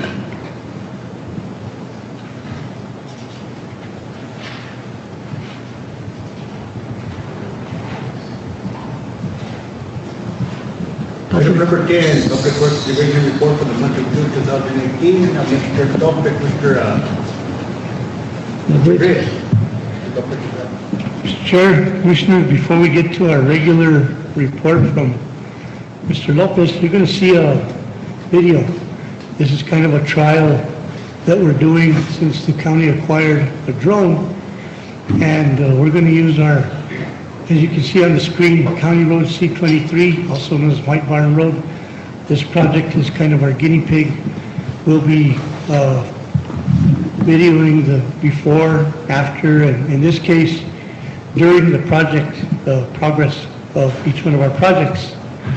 So this is just a trial run that we wanted to show you. In the beginning of the video, you will see the video going one way. You'll see the bridge that needs reconditioning. Then at the end, you'll see the video coming back with the progress made. The difference that you'll see is the color of the road. It'll go from dirt to base course. You can see the one way that we're going here, part of the base course has been done. As we go farther down the project, the bridge is near the midpoint of the project. You can see where they're working as of the date of the video. they're laying down base course right there and using a grader to get it in place. Right now, we're seeing the part of the road that has not received base course yet. The areas that you do see some is where they had placed culverts and needed to be done right away. This is the bridge that needs to be redecked. You can see the condition of the wood has badly deteriorated. Is that on C? Yes. Mhm. So you can see the whole bridge there. Then we'll continue on to the end of the project. You can see that it's all still dirt there at that point. This video was made on the 3rd of July. And you'll be able to see the end of the project.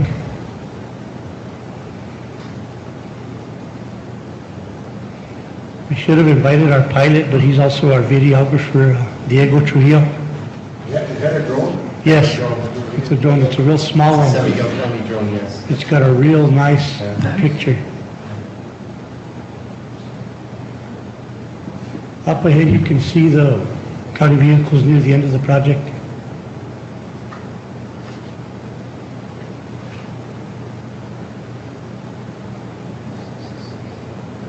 There's some work that's been done there. You can see where it's been widened and some of the ditches have a preliminary cut to them.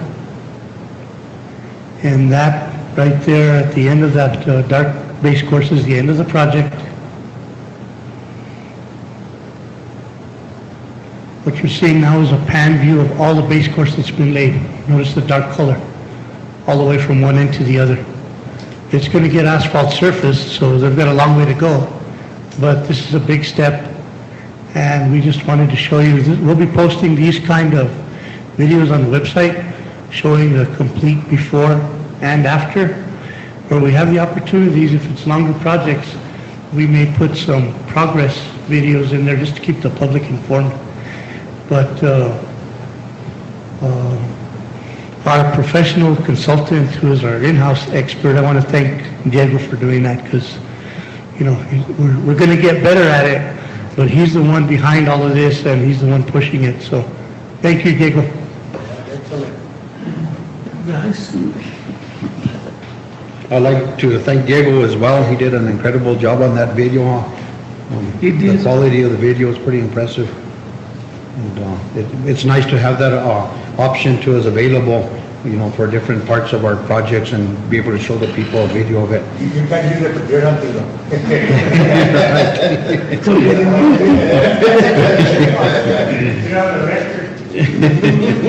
Right. But anyways, we still been doing some maintenance on our roads, even though, I mean, we're still battling real dry conditions. You know, we have gotten some decent rains, but they were heavy runoff rains and didn't provide very much moisture on these roads. And they were spotted as well, so a lot of roads didn't even receive any moisture. So we do have a lot of washboardy roads, and but we are addressing them, you know, as needed.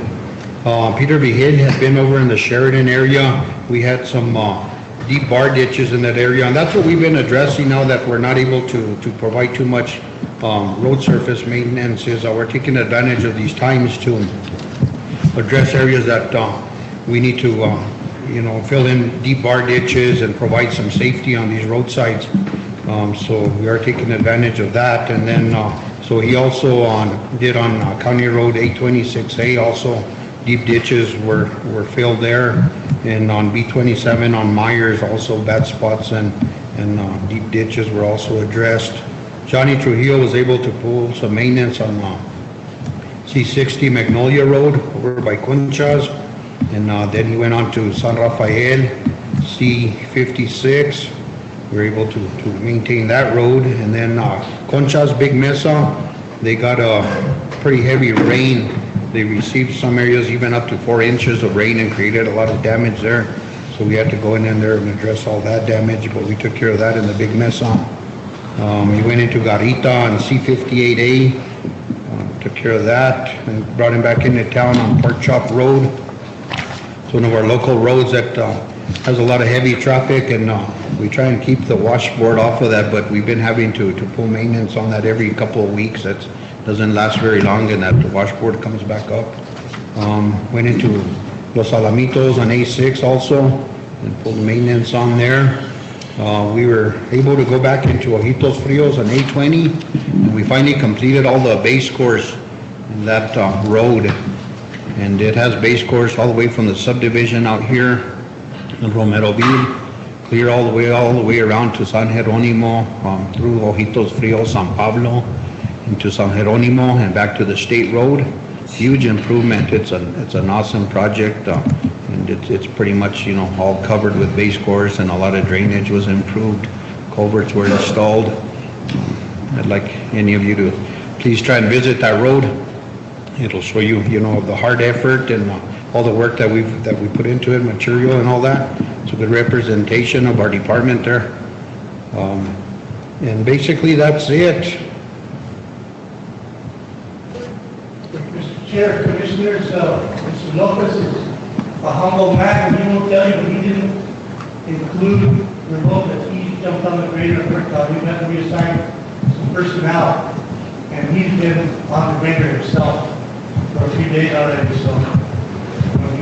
You gotta improve your grader operators, training for next rodeo.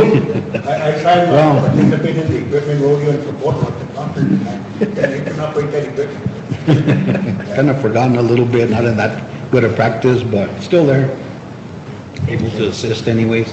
Thank you very much for your hard work. Thank you, Evan. Thank you. And that was an excellent presentation, by the way. Thank you, Boris. Under item number 11, the detention center building, Warden Elwa.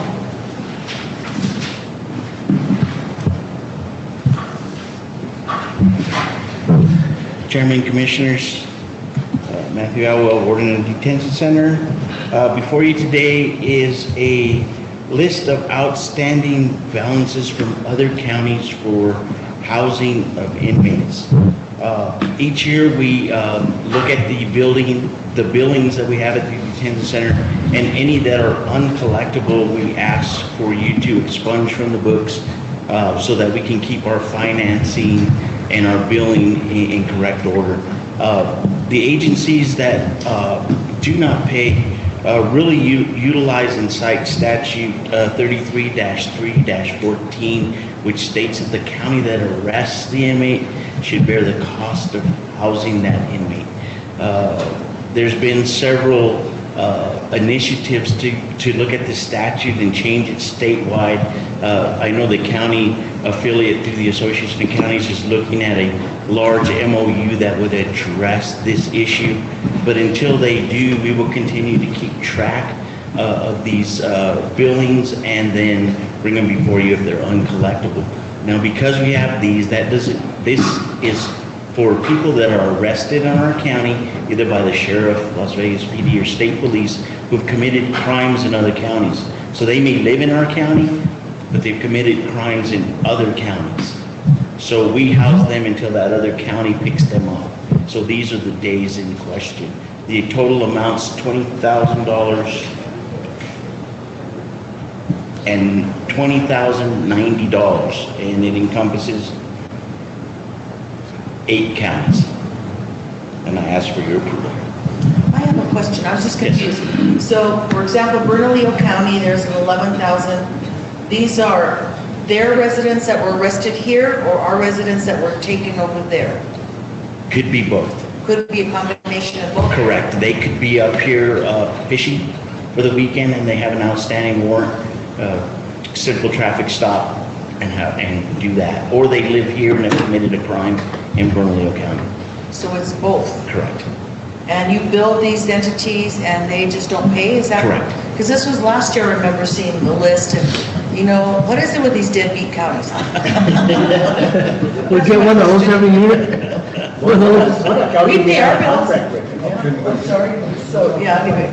Yeah, we pay our bills, I mean, and I know, I remember I was surprised to hear this presentation last year, so now I'm not so surprised because it's not new to me this year, but it's still kind of like a question. I mean, we pay our bills, and I know you had mentioned this last year, we always pay ours, and why is it that they don't pay their bills?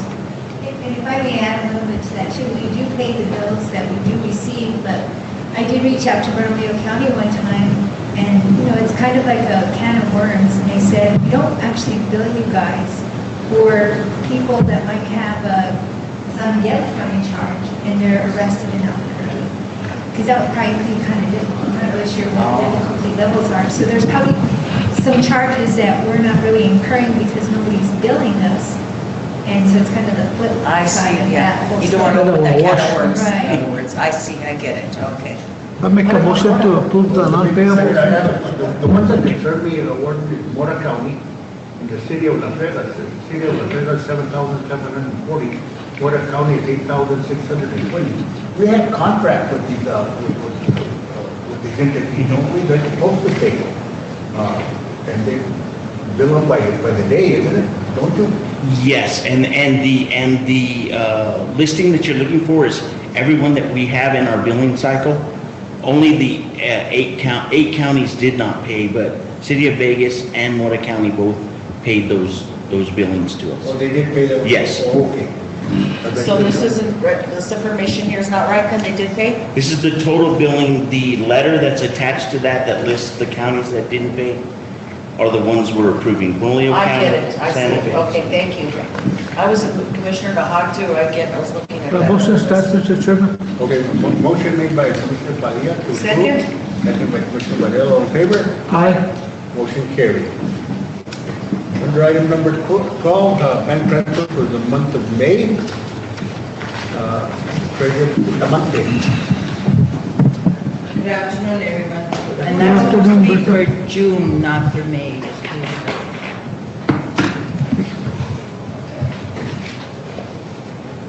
And we had quite a few of them, right, Melinda?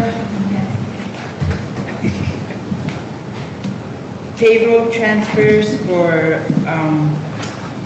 July 7th, from detention center, 123.79. From general fund, 7,429.12.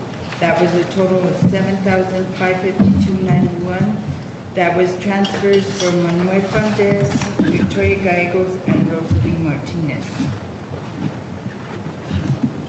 The regular payroll transfer, June the 7th, was detention center, 55,321.78. General fund, 183,768.53. A total of $239.90.31. June the 21st, payroll transfer, detention center, 52,362.74. General fund, 185,829.75. A total of $238,192.49. Those were payroll transfers. On June 15th, we had 911.56 from fire fund to general fund, 2,791.23 from detention to general fund. Those were copier costs. On June 15th, we had from general fund to fire funds, 18,865.65, and those were volunteer fire departments reclassifying costs. On June 19th, from general fund to fire fund, it was 284,919.50, and those were New Mexico State allotment funds. On June 19th, we had from detention center to general fund, 111,787.50, and that was New Mexico County Insurance Authority payments. On June 19th, from general fund to detention, 28,720.34, and that was New Mexico Administrative Offices of the Courts. On June 27th, from general fund to detention center, 49,607.42. That was also from New Mexico Administrative Offices of the Courts. Those are all the transfers for June.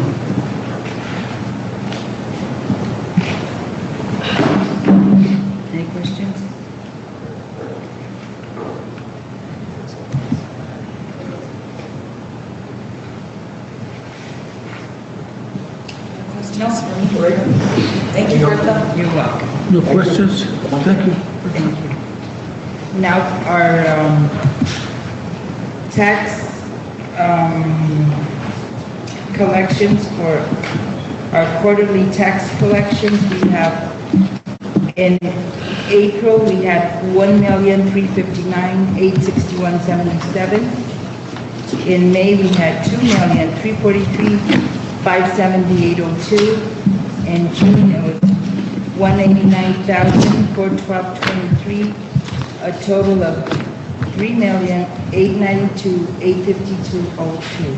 That was our quarterly collections for our taxes.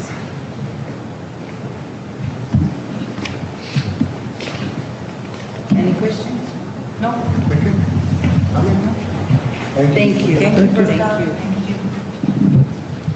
Item number 13, resolution 2018-07-10-F2. Ms. Gonzalez.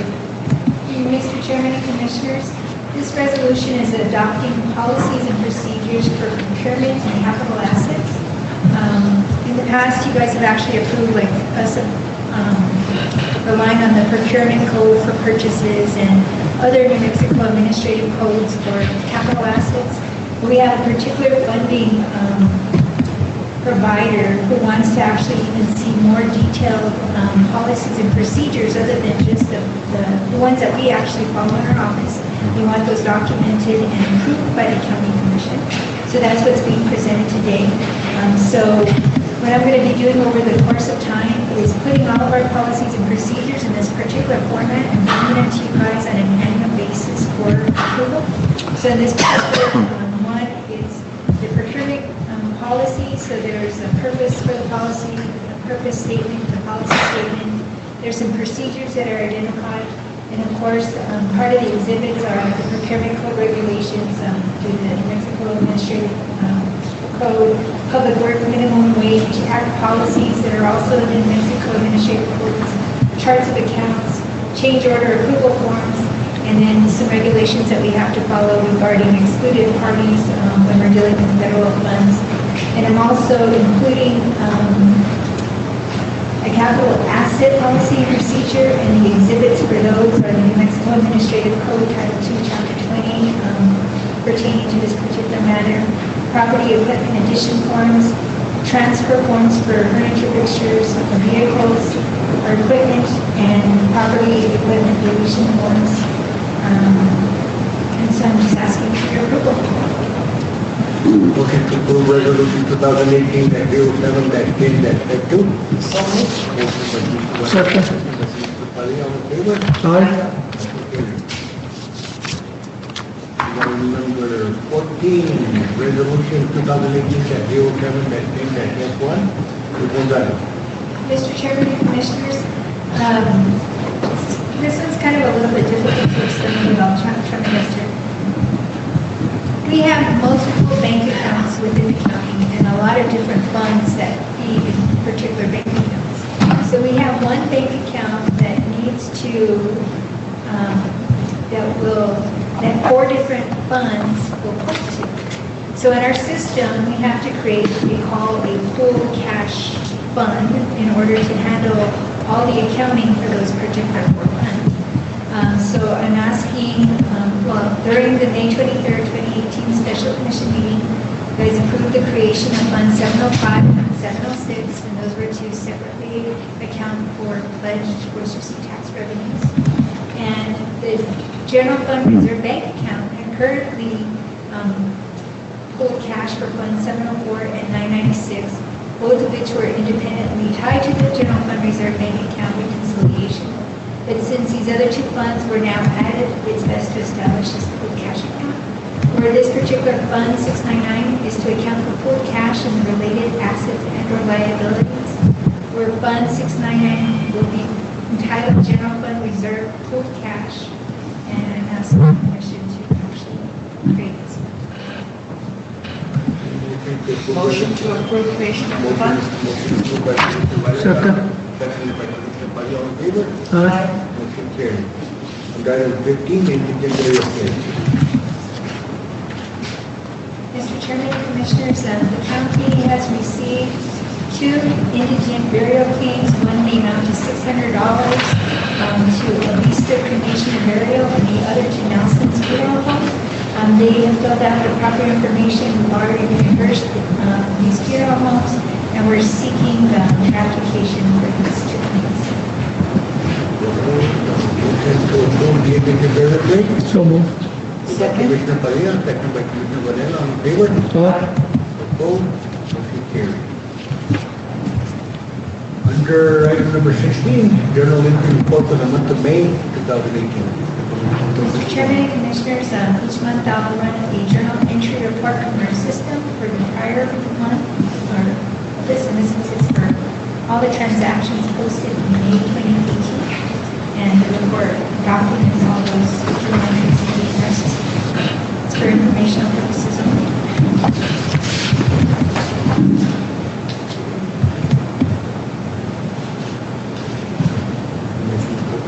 Item number 15, item number 17, account payable report for the period of May 30, 2018 to June 24, 2018, in the housing payment register for the month of May 2018. Mr. Chairman and Commissioners, you do have a check report for the period indicated from our Tyler system for the period of May 30th to June 24th, and also a cash register from Bernalillo County for payments they're making on behalf of San Miguel County for the period of May 2018. I'm seeking Motion to approve. Commissioner Varela, second by Commissioner Padilla, all in favor? Motion carried. Under item 18, the installment report for the month of April 2018. For purposes only? Yes, that's correct. Mr. Chairman and Commissioners, this report is for April 30th, 2018. It represents all of our reconciled cash balances as of the end of that month.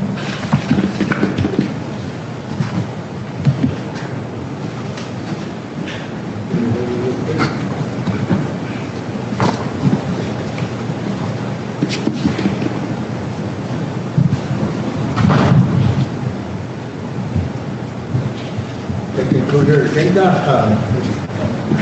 Manager, can we move into, return to executive session, sir? I believe there's one more item. Oh, I'm sorry, did I miss one? It's all right. It's number 19. Oh, 19, I'm sorry. The should report for the month of May 2018 is And this particular report is also on top of our system for the month of May for all receipts that have been received by the county treasurer's office.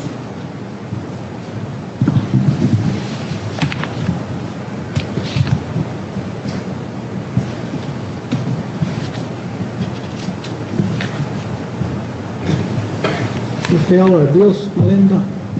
Hey, looks like, thank you, Melinda. You're welcome. Anyway, that concludes, our agenda, manager. Yes, Mr. Chairman, members of the commission, under attorney-client privilege pertaining to threatened or pending litigation as permitted by NMSA 1978, Section 10-15-1H7 as amended of the Open Meetings Act, more specifically, Union AFS-CME versus San Miguel County Detention Center. Motion to return to executive session. Roll call. Roll call, please.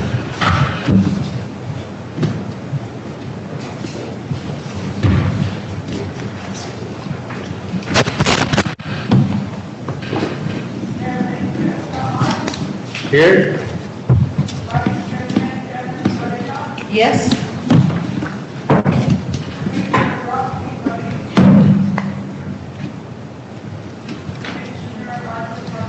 Yes.